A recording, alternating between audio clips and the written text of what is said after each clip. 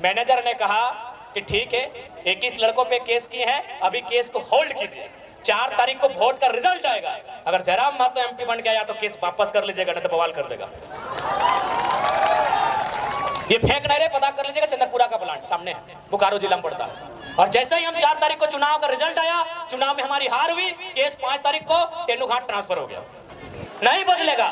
यदि आपको लगता है हम लोग भी बिल्कुल, हम लोग तभी बदलेंगे जब हम लोग में ये हिम्मत होगा कि तुम गोली चला लो, लेकिन झारखंड की नीति बनाने से समझौता नहीं करेंगे। हम आपके राज्य में एगो जल मीनार का ठेका नहीं ले सकते हैं, हम आपके राज्य में एगो नली का ठेका नहीं ले सकते हैं, और आप हमारे राज्य में 100 किलोमीटर 150 किलोमीटर तो पीसीसी तो टीसीसी रोड का ठेका लेते हैं। काहे भाई, काहे शहादत दिए थे, काहे शहादत दिए थे निर्मल महतो, बताइए। आप आज ठेकेदारी के लिस्ट उठाइए, अरे आपको ताज्जुब होगा कि पीसीसी रोड का ठेका यूपी और बिहार के लोग लेते हैं। ये हम नहीं कह रहे, अखबार का कटिंग कह रहा है। आके चुकी है थोड़ा सा लोग आके बहुत अच्छा माननीय मुख्यमंत्री जी दिखाने भी लगे, बड़ा बड़ा दाढ़ी पका पका के, जैसे जेल में सुविधा नहीं था। मैं आपको कहूंगा ध्यान से देखिएगा, वो केवल वो कहते हैं हाथी के दांत खाने के अलग होते हैं, दिखाने के अलग है। तो माननीय हेमंत दा जो वो दिखाने के लिए दाढ़ी बढ़ाया है, पांव देखिएगा यहाँ सेविंग हुआ है, 3 महीना बर्दाश्त नहीं हुआ। अरे खुद तो बाहर आ गए, भाभी को भी लड़ा दिए गांडे से। हम तो बोले आप उनकी वंशावली जारी कर दीजिए और अपना सीट जारी कर दिए, काहे वहां नया लड़का लोग तैयारी करेगा। ऐसे कानून में क्या है नहीं मालूम है, हम सपोज दैट जिला ही मान लेते हैं कि एक आदिवासी का जमीन उसी जिला उसी प्रखंड के आदिवासी को खरीदना है, तो हेमंत सोरेन तो रामगढ़ जिला के थे, दुमका में काहे खरीदे। लेकिन पेपर लीक 27 लाख में हुआ था, पेपर लीक हुआ था, तो हम समझ रहे हैं। अरे आप तो छोड़िए, आप लोग तो किसान हैं, यहाँ सरकारी नौकरी करने वाले हम पुलिस वाले भैया लोग को देख रहे हैं, पुलिस वाली दीदी बैठी है, इन्हीं से पूछिए क्या अपने बेटा या बेटी के लिए 27 लाख में कोई पेपर खरीद पाएंगे?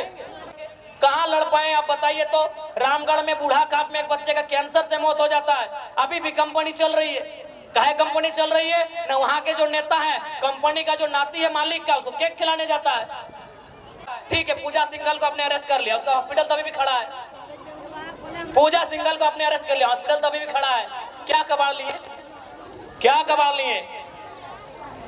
नहीं होगा, स्पष्ट कहेंगे। और हम भी बार बार यही बोले हैं, अगर हमारी पार्टी से कोई विधायक बनने आए हैं तो भैया कलेजा लेके आइएगा, कलेजी है तो मत लड़िएगा।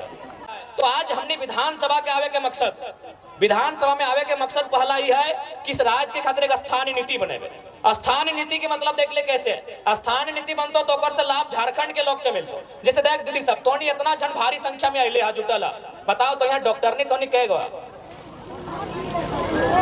डॉक्टर नहीं ना हा, मास्टर नहीं कहेगा हा, इंजीनियर कहेगा हा, वकील कहेगा हा, तो तोहनी की भात रांधनी है ना, भात रांधा ना। बताओ झारखंड के बहु बेटी जकर बाप दादा के गर्दन कट के अलग भय गए, जकर बाप दादा के पीठ के चाम छाल के पीटा हथिन पुलिसियन में, ये सब झारखंडी पुलिस लगो। पहले जब हलतोन परदेसिया पुलिस तो हमने के पिटवाइन के चाम छाल डाले मारते मारते। हे बगल में तिरुल्डी हो, अजीत महतो धनंजय महतो के जो गोली चल रहा है, 16 साल के लड़का जो मर गया शहीद भई गया, पता कर ले वहाँ की कारण लगल। बस कारण हटे हला कि ब्लॉक में अपनी धरना दे रहा, यानी सोच ले कि हमने उस समय ब्लॉक में धरना भी नहीं दे सकाला। धरना देना तो कोई अपराध नहीं लगले, ब्लॉक में धरना दे रहा है, लेकिन सही समय सब परदेसिया पुलिस मनमानी दंदना के गोली चले ले, 2 नौतुन किधर मर गए, अपने चौका के सामने मूर्ति भी बना ले, देख लेवा। ई राज्य की हमार दशा है। तो स्थानीय नीति के मतलब है कि जकर बाप दादा बलिदान दे के इस राज्य के अलग करते। आज ओकर घर एक बहु बेटी बताओ, वो मास्टरनी बने के मौका नहीं मिलो हो, ओकरा वकील बने के मौका नहीं मिलो हो, और कितना महीना अगर कोनो काम भी तोहनी के मिलल, तोहनी की काम मिलल, तो मैं को देखबी सादा लुगा अगर हरा पैर देख लला, सफेद साड़ी और हरा रंग का पैर, तो समझ लीजिए वो मलेरिया फलेरिया की टैबलेट बांटने वाली दीदी है। वो झारखंड की बेटी है, नो डाउट, एकदम 100 या 99% वो जो लेडीज जो है वो झारखंड की बहू या बेटी है। महीना कितना, 4000 5000। एगो साड़ी का रंग गुलाबी है, अगर गुलाबी साड़ी देख लिए गांव घर में तो समझ लीजिए वो क्या काम कर रही है ना, वो जल सहिया है। यदि आप आसमानी साड़ी देख लिए तो समझ लीजिए कि आंगनबाड़ी की सेविका है। ये काम किसको है? झारखंडी को। और चले जाइए रांची के दफ्तर में, चले जाइए जमशेदपुर के दफ्तर में, जहां एसी चल रहा है, जहां मैडम जी कलम लेकर बैठी हैं, उसका तनख्वाह 60,000 है, उसका तनख्वाह 90,000 है, उसका तनख्वाह 1,20,000 है। और पूछिएगा आप कहाँ के हैं, बोले कि हम इलाहाबाद के हैं, हम पटना के हैं, हम छपरा के हैं, हम दिल्ली के हैं, हम लखनऊ के हैं। तो हाँ, हम लोग बर्तन मांजने के लिए झारखंड लिए हैं, हम लोग बर्तन मांजने के लिए झारखंड लिए हैं। हमारी बहू बेटी लोग बर्तन मांजेगी नहीं, हम लोग बर्तन मांजे, हमारी दीदी लोग बर्तन मांजेगी।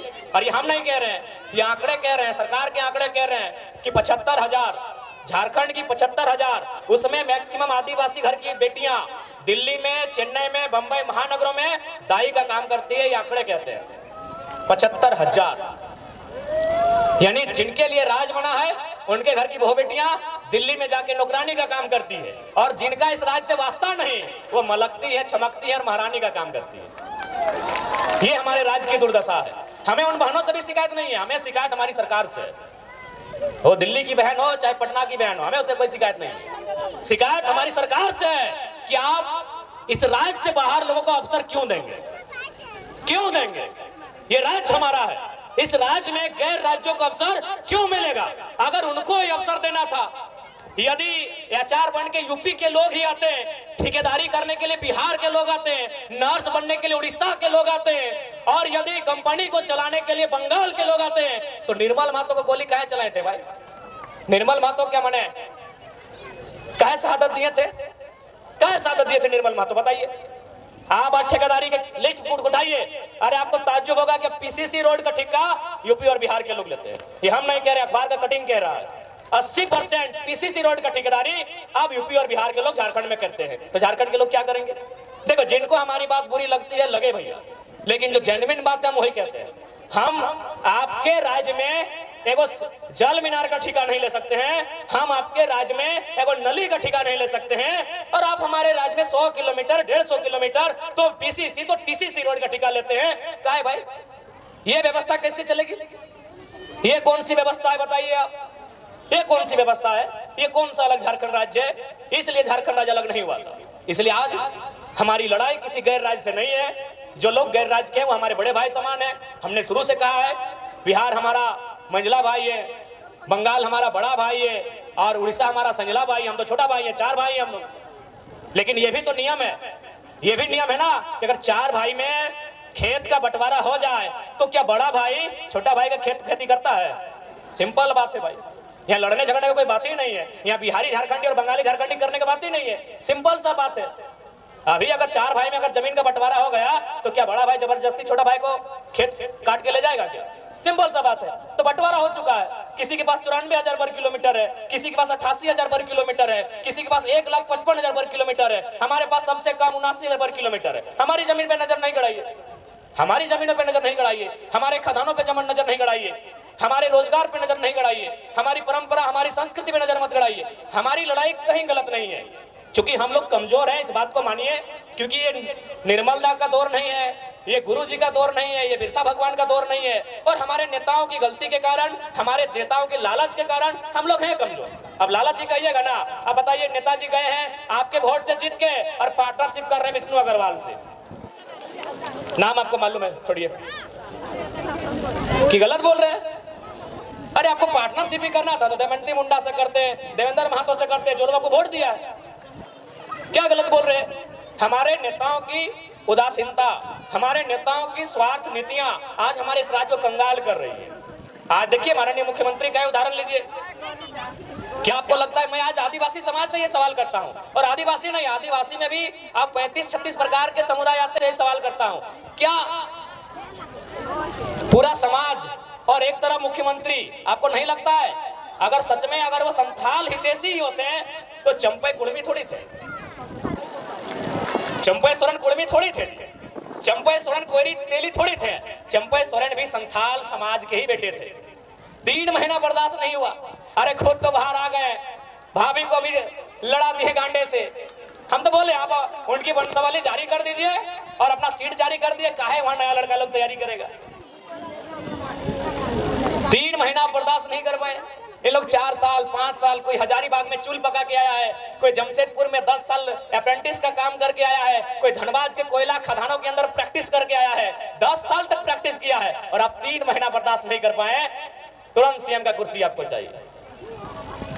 और आके चुकी है थोड़ा सा लोग आके बहुत अच्छा माननीय मुख्यमंत्री जी दिखाने भी लगे, बड़ा बड़ा दाढ़ी पका पका के, जिसे जेल में सुविधा नहीं था। मैं आपको कहूंगा ध्यान से देखिएगा, वो केवल वो कहते हैं हाथी के दांत खाने के अलग होते हैं, दिखाने के अलग है। तो माननीय हेमंत जो वो दिखाने के लिए दाढ़ी बढ़ाया है, पांव देखिएगा यहाँ सेविंग हुआ है,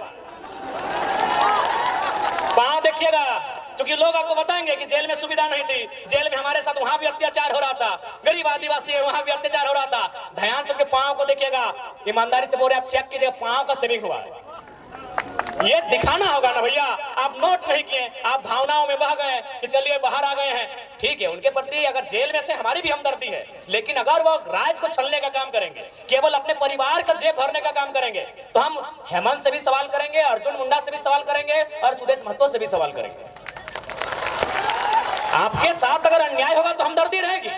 आपके साथ ईडी ने आपको परेशान किया, हमदर्दी हमने दिखाई कि भाई ईडी खाली विपक्ष के पास ही क्यों है, वो पक्ष वालों के पास क्यों नहीं है, बीजेपी के लोगों के पास क्यों नहीं। बिल्कुल हमने हर बार इंटरव्यू कहा, लेकिन आप आकर दिखाएंगे बड़ा बड़ा दाढ़ी और पांव सेव करके आएंगे तो जनता को तो बताएंगे। तो इसलिए देखिए, उसके बाद सबसे महत्वपूर्ण, आज अगर इस राज्य को बचाना है, एकदम स्पष्ट जान लीजिए, अगर झारखंड राज्य को संरक्षण देना है, यदि झारखंड राज्य को सुरक्षित करना है, तो आपको ज्यादा नहीं सोचना है, ज्यादा दिल्ली बंबई और यह पूरे राज्य को नहीं सोचना है, आप बस झारखंड नाम को पढ़िए, उस झारखंड नाम बनने की जो उसके पीछे जो तथ्य है उसको समझिए, उस झारखंड राज्य के साथ जो फीलिंग्स है उसको समझिए। झारखंड, आप ज्यादा दिमाग मत दौड़ाइए, झारखंड यानी झारखंड, झाड़ बने ये देखिए पहाड़, झाड़ यानी जंगल, झाड़ यानी जंगल, यानी सबसे पहले अगर झारखंड को बनाना है तो वन कानून में सुधार कीजिए और बिल्कुल वनों को बचाइए, और दूसरा अगर झारखंड को बचाना है तो खंड यानी जमीन, जमीन यानी सीएनटी का कानून, जमीन यानी सीएनटी का कानून, जमीन को बचाइए। यदि झारखंड को बचाना है तो नौकरी तो बाद में होगा ही, नौकरी को हम सेकेंडरी मानते हैं, भले आप कैसा, आपका अपना ओपिनियन है, हम खेत को प्राइमरी मानते हैं। क्योंकि अगर हमारे पास अगर नौकरी नहीं रहेगी, जो कि संभव भी नहीं कि हर नौजवान के पास होगी, लेकिन हर नौजवान के पास उसके बाप के नाम से एक बपोती जमीन का टुकड़ा रहेगा। आज वर्तमान सरकार की क्या घोषणा पत्र में है कि जीएम लैंड क्या वो मालगुजारी रसीद कटाएंगे। जीएम लैंड शायद नौजवान नहीं समझते हैं, समझना चाहिए, क्योंकि नौजवान थोड़ा इंस्टाग्राम वाले हो गए, नौजवान थोड़ा फिल्टर वाले हो गए, नौजवान थोड़ा फेसबुक वाले हो गए, इसलिए पता नहीं जीएम लैंड समझते हैं कि नहीं। आ देखिए, चूल पका हुआ दादाजी लोग जीएम लैंड समझते हैं। जीएम लैंड यानी हमारे बपोती जमीन, जीएम लैंड। देखिए यहीं से सवाल सुनिए, अभी तक रसीद नहीं कटा रहा है, सरकार का यह घोषणा था, उससे नुकसान क्या होगा सुनिए। पहला बात, जीएम लैंड किसी सरकार की नहीं है, हम तो स्पष्ट कहते हैं कि कोई भी जमीन किसी सरकार का नहीं है, कोई जमीन किसी सरकार का नहीं है। पता है क्यों ना? सरकार बना है 15 अगस्त 1947 को, और ये जमीन हमारे पास कब से है? अरे हमको तो लगता है किसी किसी का बाप का जन्म 1947 में है, हमारा कई गो पीढ़ी से पहले से जमीन हमारा है, तो ये जमीन हमारी है। इसलिए अगर हम लोग विधानसभा में आते हैं तो सबसे पहले जो जीएम लैंड है उसकी रसीद एकदम पुख्ता काटी जाएगी, उसकी रसीद किसानों के फेवर में काटी जाएगी। सबसे पहले अगर झारखंड को बचाना है तो यहाँ की जमीन को बचाइए। अगर जमीन ही नहीं रहेगी और कहीं के लोग आकर यहाँ बसेंगे, अपने साथ अपनी भाषा को लेके आएंगे, अपनी परंपरा को लेके आएंगे। आज देखिए असूरी जनजाति, हमारे पास जो ट्राइब की लिस्ट है उसमें एक 8 लिस्ट है जिसमें प्रिमिटिव ट्राइब आते हैं, जिसमें असूरी जनजाति आती है। क्या आपको मालूम है असुर लोग अभी कहाँ है, कितनी संख्या में है, उनकी भाषा कहाँ है? नहीं, खत्म हो रहा है। क्योंकि देखिए जैसे जैसे दूसरे राज्यों के लोग हमारे बीच आएंगे, नो डाउट मानसिक रूप से, हर स्तर से, बौद्धिक रूप से वो हमसे आधुनिकता के मामले में अच्छे हैं, हमसे अच्छा जीवन यापन करते हैं, तो उनके प्रेशर में, उनके दबाव में फाइनली दौर ऐसा आएगा कि हमारे लोग अपनी भाषा संस्कृति को खोते चले जाएंगे। हमारे लोग अपनी भाषा संस्कृति, अपनी परंपरा को, अपनी पहचान को खोते चले जाएंगे। इसीलिए यदि झारखंड को बचाना है तो सबसे पहले झारखंड यानी जंगल और दूसरा जमीन। झारखंड में वही लिखा है, झाड़ यानी जंगल और खंड यानी जमीन का टुकड़ा। अगर जमीन के टुकड़े को आप बचा लेते हैं तो झारखंड ऐसे बच जाएगा। काहे की झारखंड की मैक्सिमम जमीनें सीएनटी में आती हैं, झारखंड की मैक्सिमम जमीनें एसपीटी में आती है। अगर बाय द वे संविधान का दायरा में भी रह के अगर 10% लोग जेपीएससी में चले आते हैं, 10% लोग किसी बहाली में चले आते हैं, तो भैया उनको नौकरी तो भले झारखंड में करेंगे, लेकिन भाड़ेदार बनकर हमारे भाड़े के घर में रहना होगा। समझिए बात को। भले वो कोई सरकारी नौकरी करे, बीडीओ बन के आए, सीओ बन के आए, या डीओ बन के आए, या डीएसपी बन के आए, लेकिन सीएनटी जमीन है। और सीएनटी जमीन यानी आदिवासी का जमीन गैर आदिवासी नहीं खरीदेगा, एससी का जमीन गैर एससी नहीं खरीदेगा, महतो का जमीन गैर महतो नहीं खरीदेगा, जो भी सीएनटी में आते हैं, मुंडा का जमीन गैर मुंडा नहीं खरीदेगा। तो सीएनटी का मतलब ही है कि आपकी जमीन को बचाना। और स्पष्ट कहेंगे, चूंकि ये बिरसा बाबा और विशेषकर उनकी धरती है, भगवान बिरसा मुंडा की धरती है, तो हम एक लाइन कहेंगे, बिरसा मुंडा की शहादत के बाद इस राज को क्या मिला? बिरसा मुंडा, भगवान बिरसा मुंडा की शहादत के बाद इस राज्य को क्या मिला? दमन दीदी आप ही बताइए, एक लाइन में बताइए कि भगवान बिरसा मुंडा जैसे उनकी शहादत 1900 में हुई, पूरी 1900 में ना, जैसे उनकी शहादत 1900 में हुई, इस राज्य को क्या मिला? इस राज्य को मिला सीएनटी कानून। भगवान बिरसा मुंडा के शहादत के कारण इस राज्य को सीएनटी कानून मिला, क्योंकि उन्होंने अध्ययन किया कि बिरसा मुंडा क्यों लड़े। न बिरसा मुंडा लड़े दीकू के खिलाफ, बिरसा मुंडा लड़े यहाँ के जो लोग हैं आदिवासी मूलवासी, उनकी जमीनों को बचाने के लिए, उन जमीनों पे लगान ना देने के लिए। वो जमीन अंग्रेजों को नहीं देंगे, उस पे लगान नहीं देंगे, वो जमीन उनकी है, इसीलिए कानून बना सीएनटी। अब एक बात तय है, यदि आप भगवान बिरसा मुंडा को मानते हैं तो हेमंत सोरेन को नहीं मानना होगा। नहीं, आप तय कर लीजिए। हम तर्क दे रहे हैं, हम तर्क दे रहे हैं भैया, हम ऐसे आप ताली मत पीटिए, हम तर्क दे रहे हैं। विशेषकर हम आदिवासी समाज से कहेंगे, यदि बिरसा मुंडा आपका आदर्श है तो हेमंत सोरेन आदर्श नहीं है। क्यों नहीं मालूम है?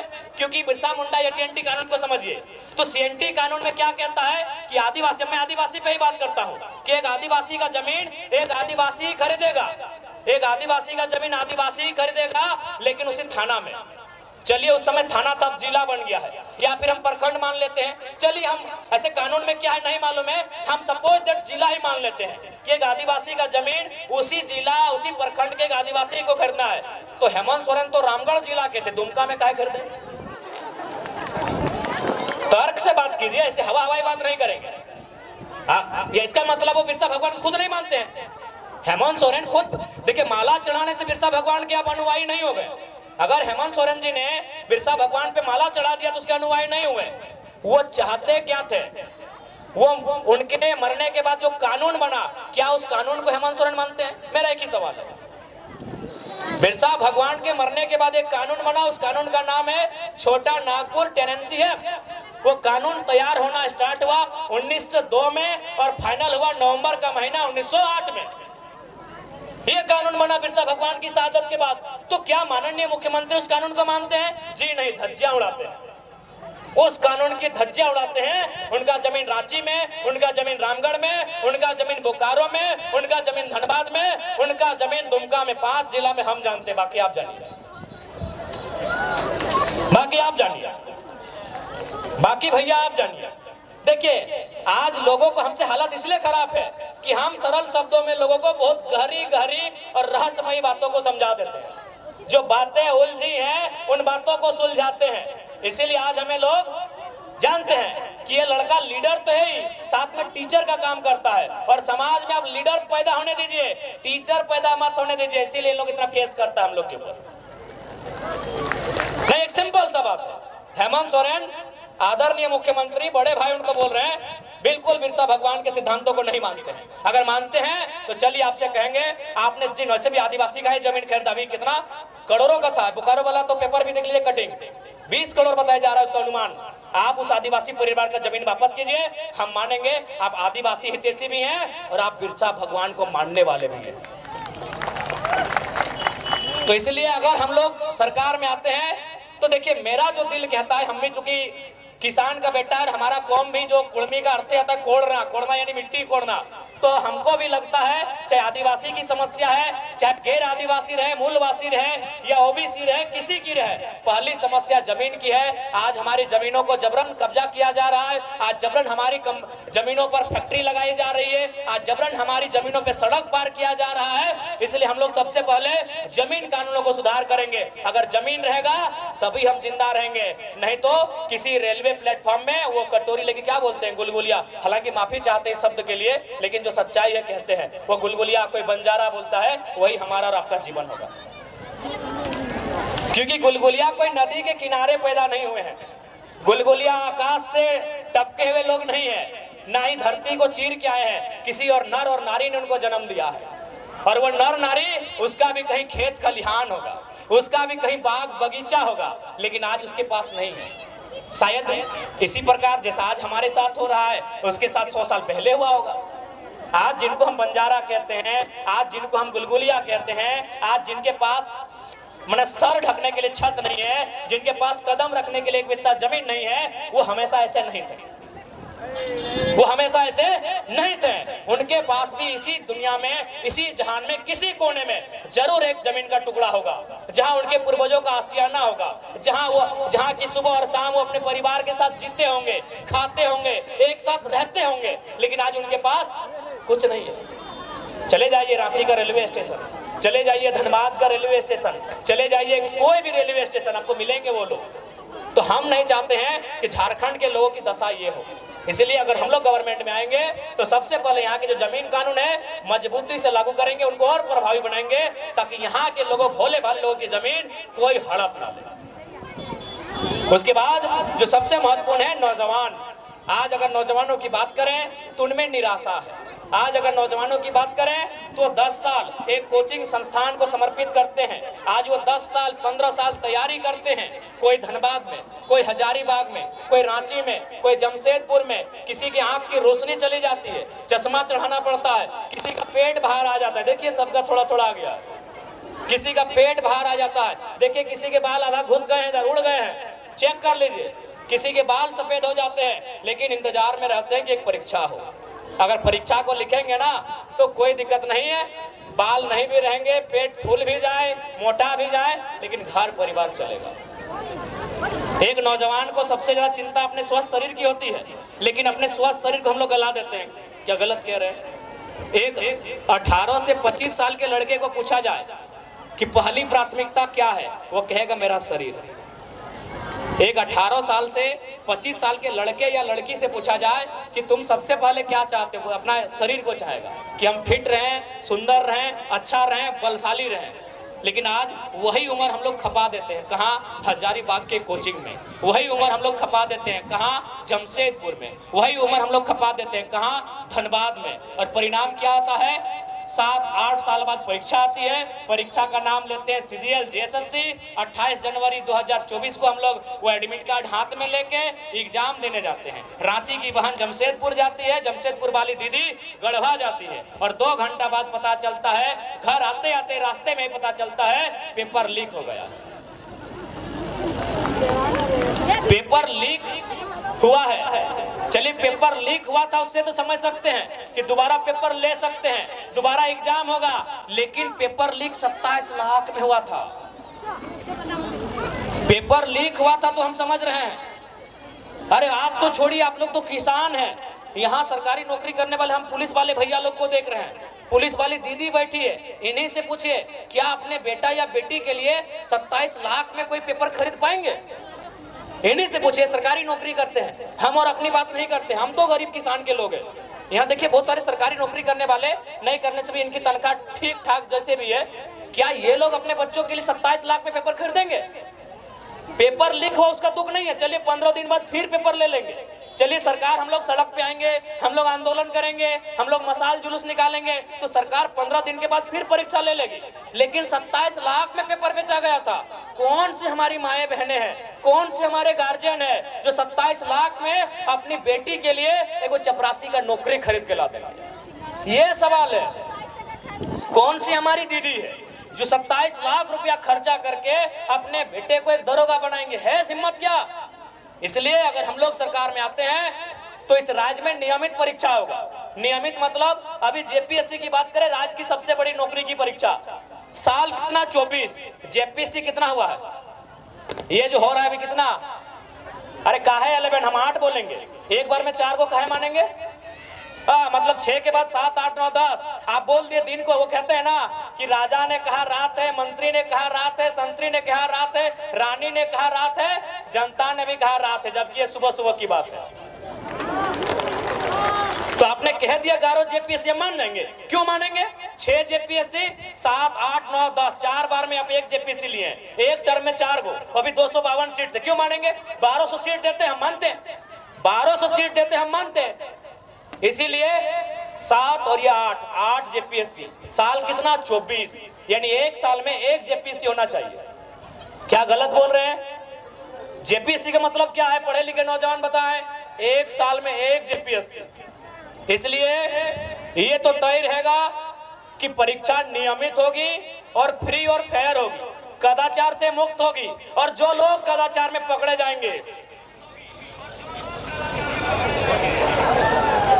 अभी थोड़ा नया नया नियम कानून आया है, शब्द का थोड़ा पाबंदी है। जो लोग पकड़े जाएंगे वो कितना बड़ा वीआईपी कहे ना रहे, गजाड़ में फेंक देंगे। और आज आपको फिर से कहेंगे, अगर झारखंड को बदलते हुए देखना चाहते हैं तो हम नहीं कह रहे हमारे लड़कों को, आप जिसको भी एमपी एमएलए सीएम बनाइए वो रिस्की होना चाहिए, रिस्की होना चाहिए। अगर वो रिस्की नहीं होगा, अगर उसमें अपने परिवार की चिंता होगी, जान का डर होगा, तो लिख के बोलते झारखंड नहीं बदलेगा, नहीं बदलेगा भैया। एचईसी का कब्जा है, टाटा का कब्जा है, चांडिल डैम 60 साल पुराना विषय है, हिंडाल्को में 50-60 साल पुराना विषय है, बीसीसीएल, सीसीएल, ईसीएल। अरे भाई आप सीधा उंगली से घी निकलेगा। यहाँ ऐसा सीएम चाहिए जिसके पास कलेजी नहीं कलेजा हो। लिख के बोल रहे हैं, लिख के बोल रहे हैं। आप कैसे उनसे लड़ेंगे भाई जो कई वर्षों से हम पे शोषण कर रहे हैं? आप उन उद्योग घरानों से लड़ लेंगे? कहां लड़ पाए आप बताइए तो। रामगढ़ में बूढ़ा खाप में एक बच्चे का कैंसर से मौत हो जाता है, अभी भी कंपनी चल रही है। काहे कंपनी चल रही है? ना वहां के जो नेता है, कंपनी का जो नाती है मालिक का, उसको केक खिलाने जाता है। नहीं बदलेगा। यदि आपको लगता है हम लोग भी, बिल्कुल हम लोग तभी बदलेंगे जब हम लोग में ये हिम्मत होगा कि तुम गोली चला लो लेकिन झारखंड की नीति बनाने से समझौता नहीं करेंगे। नहीं बदलेगा भैया। खासकर झारखंड को आप सीधा रास्ते से, ये जो कानून कानून कानून कानून कानून नहीं बदल पाएंगे। इसके लिए थोड़ा होना चाहिए बोल्ड लीडर, जो थोड़ा अगर पटका पटकी का भी नौबत है तो पटक दे। नहीं बदलेगा। अरे बीसीसीएल आज का कब्जा है, क्या आपको क्या मालूम है? कुछ बता देते हैं। 1975 में 300 मजदूर का आदमी मर गया दब के। 1964 में 268 को कोयला के खदान के नीचे दब के मर गया। 2006 में बागमारा में 50 को आदमी मजदूर नीचे दब के मर गया। उस बीसीसीएल से आप लड़ लेंगे? अरे आपका एक और नहीं 300 आदमी दब के वहां मर जाता है, कोई सुनाने वाला नहीं भैया। अब उससे लड़ लेंगे? मजाक लगता है आपको? पूरा चेन को कब्जा करके रखा है। ठीक है, पूजा सिंघल को आपने अरेस्ट कर लिया, उसका हॉस्पिटल तभी भी खड़ा है। पूजा सिंघल को आपने अरेस्ट कर लिया, हॉस्पिटल तभी भी खड़ा है। क्या कबाड़ लिए? क्या कबाड़ लिए? नहीं होगा, स्पष्ट कहेंगे। और हम भी बार बार यही बोले हैं, अगर हमारी पार्टी से कोई विधायक बनने आए हैं तो भैया कलेजा लेके आइएगा, कलेजी है तो मत लड़िएगा। नहीं होगा, सीधे रास्ते से झारखंड में पॉलिटिक्स नहीं होगा। वही होगा, फिर हम जीतेंगे, 2 गो गार्ड आगे रहेगा, 2 गो पीछे रहेगा, वही चलेगा जैसा चल रहा है। 4 गो फार्म हाउस रहेगा, 1 गो घरवाली रहेगी, 2 गो बाहर वाली रहेगी, यही चलेगा। इससे ज्यादा नहीं बदलेगा। लिख के बोल दे रहे हैं, अगर कलेजा है तो ही बदलेगा। और विश्वास कीजिए हम लोग बदलेंगे। एक छोटा सा उदाहरण देते हैं। चंद्रपुरा में प्लांट है, सीटीपीएस उसका नाम है। वहां एक प्लांट आया, रैयत लोग डिमांड किया कि जमीन हमारा दादा दिया है, नौकरी हमको चाहिए। आपको भी मालूम है, अगर कंपनी और ग्रामीण के बीच झगड़ा होता है तो पहले क्या होता है? 353 का केस होता है, सबको मालूम है। यदि झारखंड के लोग जमीन के बदले नौकरी मांगे तो पहले पुलिस जाती है और 353 का केस होता है। वहां भी यही हुआ, लेकिन वहां एक काम नया हुआ। क्या हुआ पता है? मैनेजर ने कहा कि ठीक है, 21 लड़कों पे केस किए हैं, अभी केस को होल्ड कीजिए, 4 तारीख को वोट का रिजल्ट आएगा। अगर जयराम महतो एमपी बन गया तो केस वापस कर लीजिएगा, नहीं तो बवाल कर देगा। ये फेंक नहीं रहे, पता कर लीजिएगा। चंद्रपुरा का प्लांट सामने है, बोकारो जिला में पड़ता है। और जैसे ही हम 4 तारीख को चुनाव का रिजल्ट आया, चुनाव में हमारी हार हुई, केस 5 तारीख को तेनुघाट ट्रांसफर हो गया। बदलने आए हैं, मौका तो दीजिए ना। चुनाव लड़े थे तो हालत खराब था कि नहीं अभी केस मत बढ़ाइए, जयराम महतो जीत गया तो पता नहीं क्या करेगा। रामगढ़ में 2 फैक्ट्री है, बोलिएगा तो मजदूर लोग को लाके आपके सामने भाषण भी दिला देंगे। उनको बोला कि आप जाइए गिरिडीह लोकसभा, जबकि उन्होंने कहा कि नहीं सर हम लोग तो हजारीबाग लोकसभा के हैं, हमारा वोट भी हो गया है, क्योंकि हजारीबाग में 20 तारीख को वोटिंग था। हमारे नेता संजय जी भी आए हैं। उनको कहा कि नहीं आप गिरिडीह जाइए, गिरिडीह में आपके रिश्तेदार हैं, उनके घर रात रहिए और सुबह बोल के आइए कि जयराम महतो को वोट नहीं देना है, नहीं तो नौकरी में नहीं रखेंगे। कंपनी वाला लोग बोला काहे मालूम है न, उनको भी मालूम है कि जीतेगा गिरिडीह से, लेकिन हुड़का जम हजारीबाग में भी आके कर सकता है, ये जिगर रखता है। तो देखिए स्पष्ट कहेंगे, ये जो सिस्टम चल रहा है, इस सिस्टम से ना राज बदलेगा ना राज की तकदीर बदलेगी। इस सिस्टम में जब तक निर्मल जैसे नेता नहीं आएंगे, इस राज को नहीं बदल सकते हैं, आप नहीं बदल सकते हैं। अब वो आपको तय करना है, वो आपको तय करना है, ये राज्य आपका है। हमने अपने 2 साल का एक्सपीरियंस आपको कहा, बकायदा हमने कोयलांचल और कोल्हान में क्या काम मालूम है, हमने कोयलांचल और कोल्हान में तो वोट देने का बात ही नहीं किया। हम बोले नहीं हम लोग यहाँ तो विधायक संसद बनने का बात ही नहीं करेंगे। हमने कोल्हान और कोयलांचल में एक ही लाइन कहा कि आप हम 2 हमारे 2 नहीं, तीसरे बच्चे को पैदा कीजिए, एगो को डॉक्टर बनाइए, एगो को वकील बनाइए, लेकिन तीसरा को बिरसा और निर्मल की तरह तैयार कीजिए, नहीं तो आने वाला दिन कोई आपकी नहीं सुनेगा। ये बात हमने क्यों कहा मालूम है? आप भी कहेंगे पढ़ा लिखा लड़का और ऐसा बोलते हैं। हमने ये बात तब कहा जब धनबाद जिला के पूर्व डीसी ने, डीसी यानी जिला का सर्वोच्च पदाधिकारी, उसने क्या कहा मालूम है? कालीचरण महतो नाम का एक आदमी जो भोली गांव का रहने वाला है, उसका जमीन जबरदस्ती कोई कब्जा कर रहा था। वो शिकायत लेके गया डीसी के जनता दरबार में। बताइए डीसी का क्या भर्सन था मालूम है? सुन के आप चौंक जाएंगे। डीसी ने कहा अरे तुम लोग का तो बहुत जमीन है, 2-4 एकड़ कोई ले लिया तो क्या हुआ? डीसी का बाप का जमीन था भाई। तब हमने मजबूरी में कहा कि कोयलांचल वालों, कोल्हान वालों, जब डीसी आपकी नहीं सुन रहा है, एसपी आपकी नहीं सुन रहा है, एलआरडीसी आपकी सुन नहीं रहा है, तो कौन बचाएगा? कौन बचाएगा आपको? इसीलिए अगर आप चाहते हैं अपना बचाव, तो एगो बेटा या बेटी एक्स्ट्रा पैदा कीजिए। उसके नाम का राशन कार्ड नहीं होगा, उसके नाम का वोटर कार्ड नहीं होगा, उसके नाम का एडमिट कार्ड नहीं होगा, उसके नाम का आधार कार्ड नहीं होगा, वो निर्मल के रास्ते पर चलेगा। हो सके आपको सुनने में मजाक लगता हो, लेकिन आप ही बताइए ना दीदी, डीसी नहीं बोला कि हम नहीं मदद कर पाएंगे, जमीन उसका छीन लिया, डीसी मदद नहीं कर पाया, डिप्टी कमिश्नर, डिप्टी कलेक्टर, जो भी बोलिए, एक जिला का सर्वे सर्वा मदद नहीं कर पाया, तो कौन आपकी मदद करेगा? बीडीओ सीओ का हैसियत है भाई, एक डीसी आपकी मदद नहीं कर पाया। ये जीता जागता उदाहरण, कुछ महीनों का उदाहरण दे रहे हैं, तो सोचिए सालों से कितना हमारा कत्ल हुआ है, सालों से हमारे साथ कितना बेईमानी हुआ है, एक डीसी हमारी मदद नहीं कर पाया।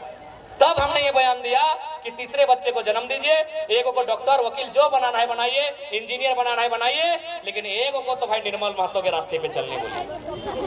कहा कि इंजीनियर बेटा क्या बोलेगा मालूम है कि ये माँ काहे लफड़ा में है, चलिए कलकत्ता में फ्लैट लेके रहेंगे, छोड़ दीजिए लफड़ा।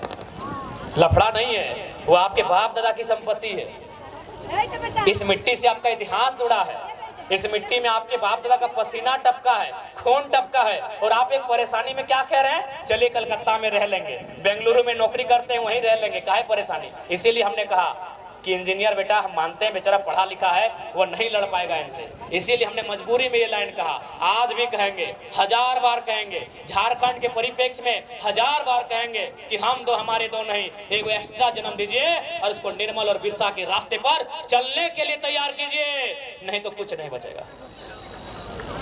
अगर डाउट है तो रांची उठ के देख लीजिए, जाइए उस पहाड़ में चढ़िए और रांची का दृश्य देखिए। रांची में 4000 आदिवासियों की हत्या खाली जमीन विवाद में हुआ है, तो 3 गो एसपी है, एसएसपी है, सिटी एसपी है, ग्रामीण एसपी, क्या उखाड़ लिया? एगो डीसी भी था छवि रंजन, नोट छाप के चला गया, कौन मदद करेगा? हम साफ कहते हैं, हमको डर नहीं लगता है। डीसी छवि रंजन नोट छाप के और आदिवासी का जमीन बेच के चला गया, क्या उखाड़ लिए आप? क्या उखाड़ लिए बताइए? हम साफ कहेंगे, मरना एक दिन सबको है, हम सांसद विधायक बनने नहीं है, अगर आते तो हम अभी सांसद भवन में होते, हमको भी देखो मिल जाता सरकारी आवास, दिल्ली में मिल जाता। बताइए, छवि रंजन एक डीसी, 4000 लोगों की हत्या खाली जमीन विवाद में रांची में हुआ है। एक कोर्ट का भी गठन हुआ था, एसआर कोर्ट की क्या बोलते हैं, स्पेशल उन मामलों को निपटाने के लिए। पता नहीं अब क्या हुआ नहीं हुआ। तो किससे आप मदद की गुहार लगा रहे हैं कि कौन आपकी मदद करेगा? बताइए, कौन आपकी मदद करेगा? अरे भाई, डीसी छवि रंजन डीसी थे,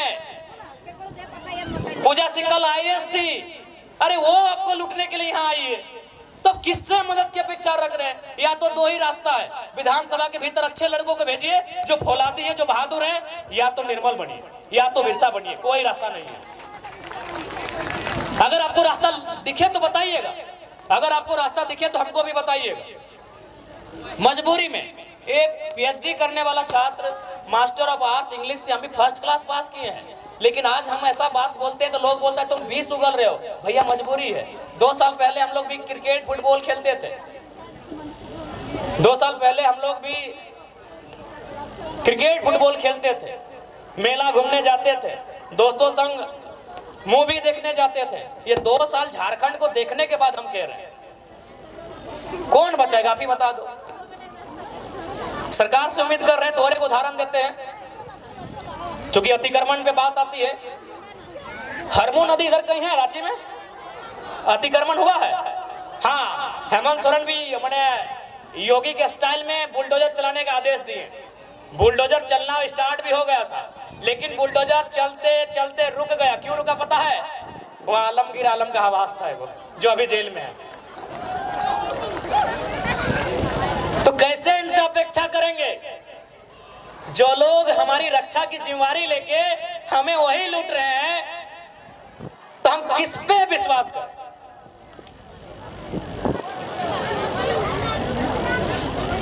इसलिए आज आपसे करवत प्रार्थना है, और फिर से वही सवाल है कि यदि झारखंड राज्य अलग करने का उद्देश्य अगर पूरा हो गया है तो बोल दीजिए इस भीड़ में से, हम लोग चुनाव नहीं लड़ेंगे। पैसा कौड़ी कुछ भी नहीं है, ऊपर से बहुत रिस्क है, जान का खतरा है। आप बोल दीजिए कि झारखंड राज्य अलग करने का उद्देश्य पूरा हो चुका है, हम लोग चुनाव नहीं लड़ेंगे। हो गया है क्या? हो गया है? हुआ है? तो क्या हमें चुनाव लड़ना चाहिए ना भाई? कहीं अगर उद्देश्य पूरा हो गया तो हम लोग क्यों टांग अड़ाएंगे? जो चला रहे चलने दीजिए। लेकिन अगर उद्देश्य पूरा नहीं हुआ है तो चुनाव लड़ेंगे भी, चुनाव जीतेंगे भी, और उनको तो गाड़ेंगे जो झारखंड को लूटने के लिए आए हैं। और एक बात स्पष्ट कहेंगे, ये जो बाहर भीतर का जो टर्म यूज करते हैं, आप आइए धनबाद, 3 बार सांसद कॉमरेड एके राय बने। आज धनबाद के कोई गांव नहीं है जहां उनको पूजा नहीं जाता है। वो हमारे राज्य के नहीं थे, लेकिन उन्होंने अपना सर्वस्व इस राज्य के लिए निछावर कर दिया। तो भैया, जो इस राज्य के लिए निछावर करेगा उसको हम लोग भगवान बना के रखेंगे, लेकिन अब लूटेगा वो डीसी छवि रंजन ही क्यों ना रहे, थोड़ी मानेंगे। इसलिए आप सभी से हमारी अभिलाषा कि इस बार का विधानसभा का चुनाव, और तोहनियन से तो विशेष कहा दीदी साहब, क्योंकि लोकसभा में तो हमने क्या कैंडिडेट हालो ना है, तो विधानसभा में गुस्सा झाड़ दिया, दम लगा के धर्मन दीदी के देखिया, क्योंकि लोकसभा में हमने कैंडिडेट ना हालो, ये खोटी लोकसभा है ना भाई, तो खोटी में हम लोग कैंडिडेट तो दिए नहीं थे। तो विधानसभा में निराश मत कीजिएगा, विधानसभा में निराश मत कीजिएगा। ये आज तमाड़ विधानसभा से हम ये अपील करना चाहेंगे, क्योंकि लोकसभा में कैंडिडेट नहीं रहा, हम लोग प्रत्याशी खोजे, प्रत्याशी को बोले भी तो तैयार नहीं हुए, लेकिन उम्मीद करते हैं चलिए लोकसभा का चुनाव पार हो चुका है, विधानसभा का जो चुनाव आएगा उसमें आपका आशीर्वाद मिले।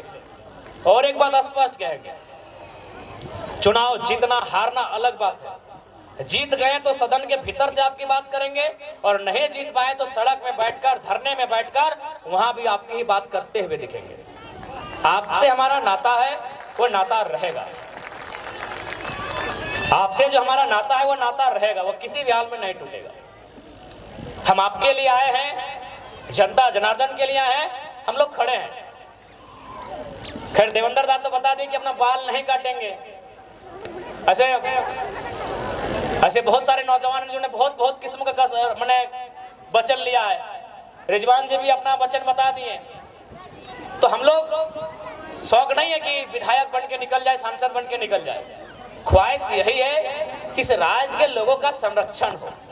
आज जो इस राज्य के लोग, चाहे हमारी नौकरियों की बात करें, शिक्षा स्वास्थ्य की व्यवस्था की बात कीजिए, आप बुंडू अनुमंडल अस्पताल की देवेंद्र दा बात कर रहे थे।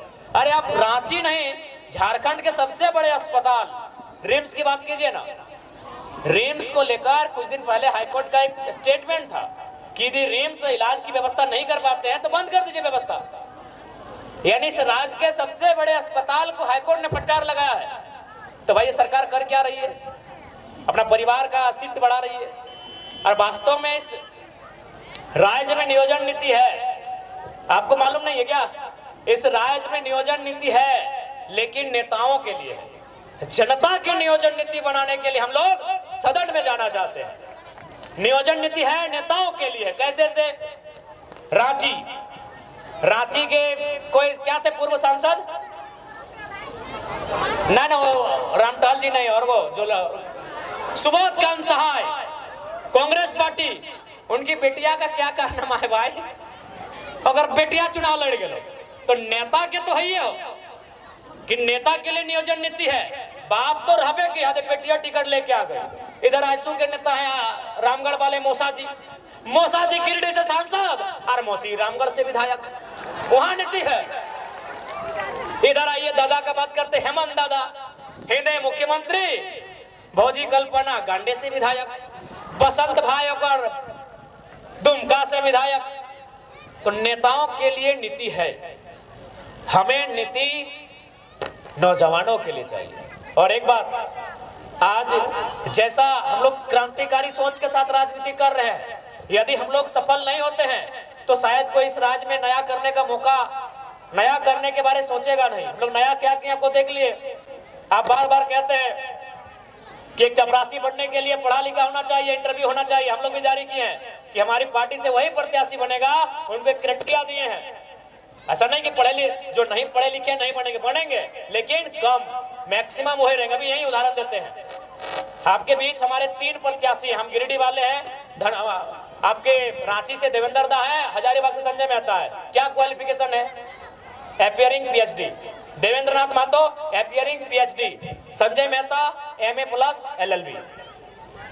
तो अगर एक नई क्रांतिकारी शुरुआत हम लोग करने जा रहे हैं, आपका खुद डिमांड रहता है कि चपरासी बनने के लिए पढ़ा लिखा होना चाहिए, हम पढ़े लिखे लोगों को आगे लाने का काम कर रहे हैं, और यहाँ अगर हमें सपोर्ट नहीं मिलेगा तो गुस्सा फेसबुक में ही दिखाइए। फिर गुस्सा फेसबुक में दिखाइए। हम तो आपके मन मुताबिक जैसा युवा चाहती है, हम तो ऐसा लेके आए हैं। हमने यहाँ तक प्रत्याशी के लिए इंटरव्यू भी रखा है। ऐसा इतिहास में तो बताइए, हमारे पार्टी से जो भी प्रत्याशी बनेंगे उनका इंटरव्यू लिया जाएगा। ऐसा इतिहास में नहीं हुआ। तो अगर हम लोगों को सपोर्ट नहीं मिलेगा तो नो डाउट अगर हमारा मनोबल कैसे उठेगा?